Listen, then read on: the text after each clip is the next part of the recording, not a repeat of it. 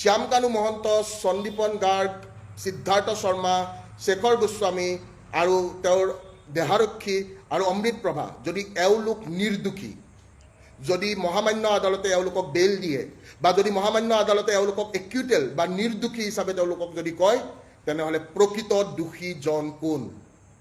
মোৰ প্ৰশ্নটো মই আকৌ এবাৰ কৈছোঁ, অসমবাসী ৰাইজে এইটো বুজি পোৱা উচিত। প্ৰশ্নটো যদি শুনা নাই আকৌ এবাৰ কৈ দিছোঁ যে যদি শ্যামকানু মহন্ত, সিদ্ধাৰ্থ শৰ্মা, সন্দীপন গাৰ্গ, অমৃত প্ৰভা, শেখৰ গোস্বামী আৰু তেওঁৰ দেহাৰক্ষী যদিহে নিৰ্দোষী, তেন্তে মেইন দোষী কোন? মেইন দোষী এতিয়াও মুক্ত আকাশৰ তলত নেকি? আৰু সেই দোষী কেতিয়া দোষী সাব্যস্ত হ'ব আৰু সেই দোষীয়ে কেতিয়া শাস্তি পাব, সেই দিনটোৰ অপেক্ষাত কিন্তু প্ৰত্যেকজন অসমীয়াৰ বুকুৰ ভিতৰত জ্বলি থকা জুইকুৰা আছে।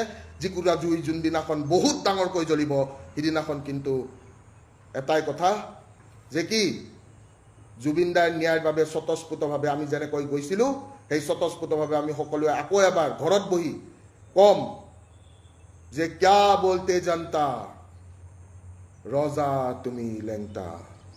ধন্যবাদ। জয় অসম, জয় জুবিন দা। আজি সঁচা সমালোচনা আপোনালোকে কৰিব পৰা নাই।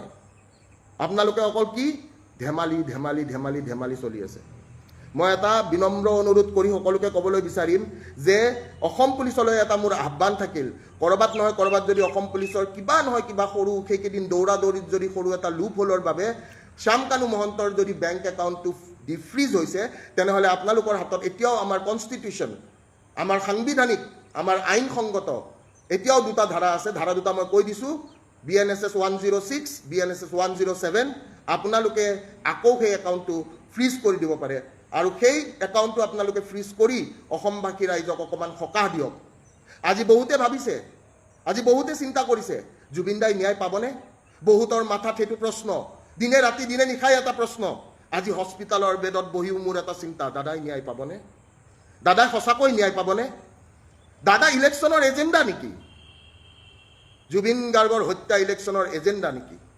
এই কথাষাৰ আমি নিজেই নিজকে এবাৰ প্ৰশ্ন কৰি সুধিব লাগে। আৰু আমি জানো যে আমাৰ অসমৰ জাতি মাটি ভেটি আমি যদি কথা পাতোঁ যে শদিয়াৰ পৰা ধুবুৰীলৈকে প্ৰত্যেকজন অসমীয়াই আজিও বাট চাই ৰৈছে ন্যায়ালয়ৰ দুৱাৰলৈ যে আমি ন্যায় পাম। যদি আমাৰ জুবিন দাই ন্যায় নাপায়, তেন্তে পাব কোনে? আমি সাধাৰণ জনতা, উই আৰ কমন পিপল। কিন্তু মই এষাৰ কথা সদায় কওঁ, do not underestimate the power of a common man. এই কথাষাৰ মই সদায় কওঁ যে do not underestimate the power of a common man. ৰজা তুমি হ'ব পাৰা, কিন্তু তোমাক বনোৱা কিন্তু ৰাইজেই হয়। আৰু ৰাইজে যদি নখ জোকাৰে, তেতিয়া কিন্তু নদী উববলৈ বেছি সময় নালাগে। সি গুজৰাটেই নহওক কিয়, সি য'তেই নহওক কিয়, আমাৰ দৰে আমি যদি আজি চাওঁ যে আমাৰ ব্ৰহ্মপুত্ৰ যেনেকৈ বৈ গৈ আছে, সেনেকৈ আমাৰ অসমীয়াও কিন্তু বৈব। অসমীয়াৰ ৰক্ত আমি কেতিয়াও ববলৈ নিদিওঁ। আৰু জুবিনদাৰ যিটো হত্যা, জুবিনদাৰ হত্যা কৰা বুলি সদনত কৈছিলে নে নাই কোৱা? আপোনালোকে কওক। সদনৰ মাজমজিয়াত এছেম্বলিত কৈছিলে নে নাই কোৱা যে জুবিন গাৰ্গৰ হত্যা কৰা হৈছে বুলি? আপোনালোক কোনে কোনে শুনিছিলে এইষাৰ কথা? কিমান মানুহে শুনিছিলে এইষাৰ কথা যে জুবিন গাৰ্গৰ হত্যা কৰা হৈছে? সদনত চিঞৰি চিঞৰি কোৱা হৈছিল। কোনে কোনে শুনিছিলে এইষাৰ কথা যে জুবিন গাৰ্গৰ হত্যা কৰা হৈছে? সদনত চিঞৰি চিঞৰি কিন্তু কৈছিল। কোনে কোনে শুনিছিলে? এবাৰ সেই শুনি পোৱা মানুহখিনিয়ে এটা এটা কমেণ্ট কৰক আৰু এটা এটা শ্বেয়াৰ কৰক যোনে যোনে শুনিছিলে যে জুবিন গাৰ্গৰ হত্যা কৰা হৈছে। এই হত্যাৰ পৰিকল্পনা 2020 চনৰ পৰাই কৰা হৈছিলে। আৰু আমি দেখিবলৈ পাইছিলোঁ যে তেওঁৰ বাদ্যযন্ত্ৰী শেখৰ গোস্বামীয়ে কৈছিলে যে জুবিন দা যদি তাতেও থাকিল হয়, তেওঁ কিন্তু মৰিলেই হয়। তাৰ মানে এই ষড়যন্ত্ৰ কোনে ৰচিছিলে? তাৰ মানে এই ষড়যন্ত্ৰ কোনে ৰচিছিলে? আজি নহয়, কালি নহয়, পৰহি নহয়, ঠিক আছে, বছৰ বাগৰি যাব, বছৰ বাগৰি যাব, বছৰ বাগৰি যাব। কিউকি তাৰিখ পে তাৰিখ, তাৰিখ পে তাৰিখ, তাৰিখ পে তাৰিখ, জজ সাহেব কব মিলেগি ন্যায়? কোনে কোনে শুনিছিলে এইষাৰ কথা যে জুবিন গাৰ্গৰ হত্যা কৰা হৈছিল? কিমানজন ইয়াতে ৰাইজ আছে, কিমানজন প্ৰকৃত অসমীয়া আছে? সেই প্ৰকৃত অসমীয়াক মোৰ এটা বাৰ্তা, কোনে কোনে শুনিছিল যে জুবিন গাৰ্গক হত্যা কৰা হৈছিল? কিমানজন অসমীয়া আছিল যোনে যোনে শুনিছিলে যে জুবিন গাৰ্গক হত্যা কৰা হৈছিল? যদি হত্যাই কৰা হৈছিল, তেনে সেই হত্যাকাৰী কোন? মোৰ প্ৰশ্ন, যদি হত্যাই কৰা হৈছিল জুবিন গাৰ্গক, তেনে সেই জুবিন গাৰ্গৰ হত্যাকাৰী কোন? মোক লাগে সেই হত্যাকাৰী। আৰু যদি অনাগত দিনত এই 12,000 পৃষ্ঠাৰ যদি চাৰ্জশ্বিটখন এটা ফ্লপ শ্ব' হয়, বা যদি এতিয়া আণ্ডাৰ ট্ৰায়েল প্ৰিজনাৰ যিকেইটা আছে, সেই আণ্ডাৰ ট্ৰায়েল প্ৰিজনাৰ কেইটা যদি ওলাই যায়, বেইল পায়, তেন্তে কি? তেন্তে মেইন হত্যাকাৰীটো কোন? এতিয়াও মুকলি আকাশৰ তলত ঘূৰি আছে নেকি? এতিয়াও মুকলি আকাশৰ তলত ঘূৰি আছে নেকি সেই হত্যাকাৰী? মোৰ বিনম্ৰ অনুৰোধ প্ৰত্যেকজন অনুৰাগীলৈ, জুবিন অনুৰাগীলৈ মোৰ বিনম্ৰ অনুৰোধ, সেই প্ৰত্যেকজন মানুহলৈ মোৰ বিনম্ৰ অনুৰোধ, সেই প্ৰত্যেকজন প্ৰকৃত অসমীয়ালৈ, যে জুবিন গাৰ্গ ঈশ্বৰ পুত্ৰৰ ন্যায়ৰ বাবে আমাৰ বুকুত জ্বলি থকা জুইকুৰা নুমাবলৈ নিদিব কেতিয়াও।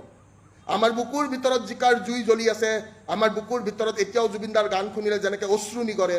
আৰু জুবিনদাই কৈ থৈ গৈছিলে, কি কৈ থৈ গৈছিলে? যে পলিটিক্স চবতকৈ বেয়া বস্তু, লেতেৰা বস্তু, পলিটিক্স নকৰিবা বন্ধু। কিন্তু আজি জুবিন গাৰ্গে কিন্তু 2026 চনৰ ইলেকশ্যনত পলিটিকেল এজেণ্ডা হৈ পৰিছে। যিজন মানুহে পলিটিক্স বেয়া পাইছিল, সেই পলিটিক্স বেয়া পোৱা মানুহজনকে পলিটিক্সত সোমাই আনিছে। যিজন মানুহে কৈছিল মন্ত্ৰী MLA চব পাপৰ বুলি, আজি প্ৰত্যেকজন মন্ত্ৰী MLAৰ মুখত জুবিন ক্ষেত্ৰ আৰু জুবিনৰে নাম। মই যদি ভুল কৈছোঁ, ইয়াতে থকা প্ৰত্যেকজন লাইভত চাই থকা মানুহে মোক কওক মই কোৱা কথাখিনি ভুল। প্ৰত্যেকজন অসমীয়াক মই প্ৰশ্ন এটা সুধিবলৈ বিচাৰিছোঁ যে ভিতৰত আছে কোৱা কথাখিনি ভুল নেকি? আজি ভিতৰত আছে যোৱা 5টা মাহ কাৰাবন্দী, অহাৰ পিছত আকৌ হস্পিটেলত ভৰ্তি।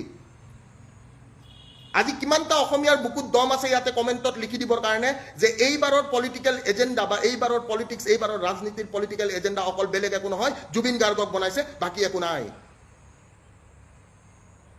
যোৱা 25টা বছৰে যোনটো ৰজাই আমাক ৰাজ কৰিলে, সেই 25টা বছৰতহে 1.5 লাখ চাকৰি দিছে।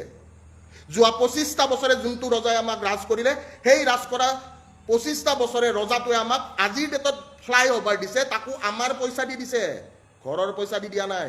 যোৱা 25টা বছৰে যোনটো ৰজাই আমাক ৰাজ কৰিছে, সেই ৰজাই আজিৰ ডেটত যদি কিবা কৰি দিছে উন্নয়নৰ নামত, সেইটো কি?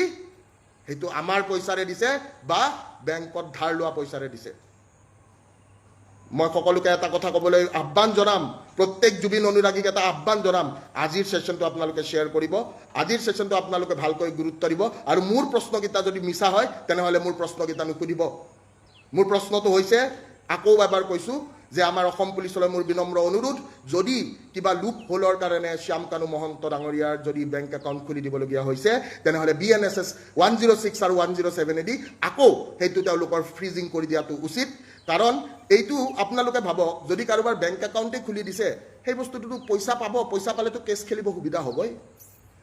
যদি সিদ্ধাৰ্থ শৰ্মাৰ পানীৰ টেংকিটো, পানীৰ যিটো ফেক্টৰী খুলি দিছে, গৰমৰ দিন আহি আছে, যদি 1.5 কোটি টকাৰ যদি পানী বিক্ৰী কৰি দিয়ে, তেনেহ'লে কেছটোত হ'বনে নাই? মোক কোনে কোনে ছাপোৰ্ট কৰে মই এই কথাটো শুনিব বিচাৰোঁ। মোক কোনে কোনে ছাপোৰ্ট কৰে মই এই কথাটো জানিব বিচাৰোঁ। ছাপোৰ্ট কৰা প্ৰত্যেকজন মানুহক মই এইটো কথা ক'বলৈ বিচাৰিছোঁ যে আপোনালোকে মই সোধা প্ৰশ্নকেইটাৰ কথা আপোনালোকে কওক।